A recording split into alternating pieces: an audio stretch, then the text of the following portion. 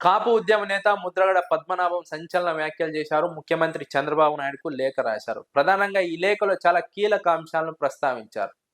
పవన్ కళ్యాణ్ మద్దతు వల్లే చంద్రబాబు నాయుడు అధికారంలోకి వచ్చినట్టు ముద్రగడ పద్మనాభం స్పష్టంగా పేర్కొన్నారు. కాపు కులానికి చంద్రబాబు పైన అసంతృప్తి, ఆగ్రహం ఉన్నప్పటికీ, చంద్రబాబు మోసం చేశారనే అభిప్రాయం కాపు కులంలో ఉన్నప్పటికీ పవన్ కళ్యాణ్ చూసి ఓట్లు వేశారు, అధికారంలోకి తీసుకువచ్చారు. లేదంటే మీ పరిస్థితి 2024 ఎన్నికలకు ముందు ఎలా ఉందో అర్థం చేసుకోండి అంటూ ముద్రగడ పద్మనాభం స్పష్టంగా ఆ లేఖలో పేర్కొనడం జరిగింది. కాపు కులం పైన ప్రత్యేకంగా కక్ష సాధిస్తున్నారని ముద్రగడ పద్మనాభం ఆవేదన వ్యక్తం చేశారు. 2014-19 మధ్య అధికారంలో ఉన్నప్పుడు ముద్రగడ కుటుంబం పైన ఏ విధంగా కక్ష సాధింపు చర్యలకు పాల్పడ్డారో ఈ లేఖలో ప్రస్తావించారు. ఇప్పుడు అంపటి రాంబాబు కుటుంబం పైన ఏ విధంగా కక్ష సాధింపు చర్యలకు పాల్పడుతున్నారో ముద్రగడ ప్రత్యేకంగా ప్రస్తావించారు. కాపులను ఈ రాష్ట్రం నుంచి కట్టుబట్టలతో వెళ్లే విధంగా చేయొద్దన్నట్టు రాష్ట్ర ప్రభుత్వాన్ని కోరడం ఆసక్తికర పరిణామం.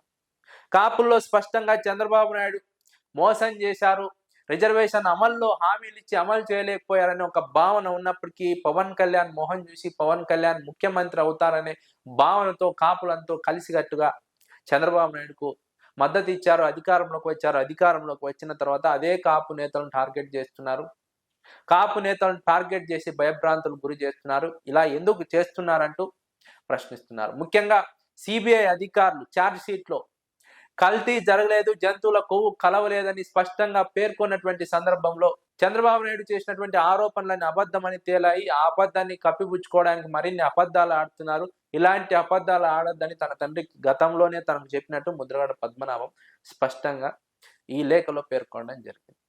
ముఖ్యంగా పవన్ కళ్యాణ్ మద్దతుతోనే చంద్రబాబు నాయుడు అధికారంలోకి వచ్చారని ముద్రగడ పద్మనాభం లాంటి కాపు ఉద్యమ నేత పేర్కొనడం ఇక్కడ ఆసక్తికర పరిణామం. ఎందుకంటే తెలుగుదేశం పార్టీ తమ వల్లే పవన్ కళ్యాణ్ కు 21 సీట్లు వచ్చాయి, పవన్ కళ్యాణ్ కు డిప్యూటీ ముఖ్యమంత్రి పదవి వచ్చిందని మాట్లాడుతోంది. తెలుగుదేశం పార్టీ పవన్ కళ్యాణ్ వల్ల తాము అధికారంలోకి వచ్చాము, పవన్ కళ్యాణ్ వల్ల తమకు కాపుల ఓట్లు పడ్డాయని ఒప్పుకోవడం లేదు. ఆ నిజాన్ని ఒప్పుకోవడానికి తెలుగుదేశం పార్టీ సాహసించడం లేదు, తెలుగుదేశం పార్టీకి మనసు రావడం లేదు.